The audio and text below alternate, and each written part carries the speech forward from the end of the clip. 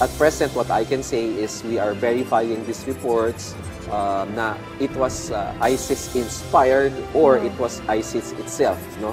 Through their local counterparts na gumawa nito. Patuloy pang bineberipika ng mga otoridad ang naiulat na may kaugnayan ng ISIS sa nangyaring pagsabog sa gymnasium ng Mindanao State University sa Marawi City kahapon. Ayon kay National Security Council o NSC Assistant Director General Jonathan Malaya, raw information pa lamang ang nakararating sa kanila at wala pang matibay na basihan kung may kaugnayan nga rito ang ISIS. Sa kabila nito, ayon sa NSC official, tinutugis na ng mga otoridad ang mga may kagagawan sa pag-atake sa Marawi na ikinasawi ng 4 na tao at pagkasugat ng marami.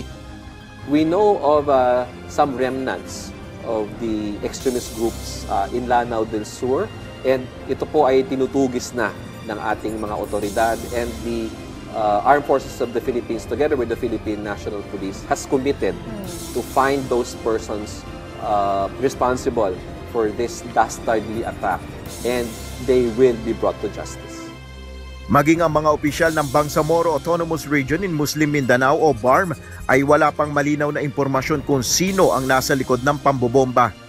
Alam naman natin na may presence yung violent extremists dito sa Marawi. At ang pinaka-manifest na nangyari, yung 2017, nung nagkaroon ng siege sa Marawi, may mga reports na ISIS ang gumawa. Meron ding mga nagsa-circulate sa na text messages nung gabi ng Sabado na merong gagawin na pagpapasabog pero hindi naka-specify kung saan yon. So ito ho, kailangan talaga tingnan maigi. Nauna nang tiniyak ni Pangulong Ferdinand Marcos Jr. na bibigyan ng hustisya mga naging biktima ng pagsabog at papanagutin ang nasa likod ng pag-atake. Kinundi na rin ng Pangulo ang pag-atake at nakiramay sa mga naging biktima nito. Samantala, bukod sa pagkondena, nakiramay din ang Estados Unidos sa mga nasawi sa pag-atake. Nakikipag-ugnayan din anya sila sa kanilang Philippine partners. Nagpaabot din ng taus-pusong pakikiramay ang Israel Embassy sa mga nagdadalamhating kaanak na mga namatay sa pambobomba sa Mindanao State University.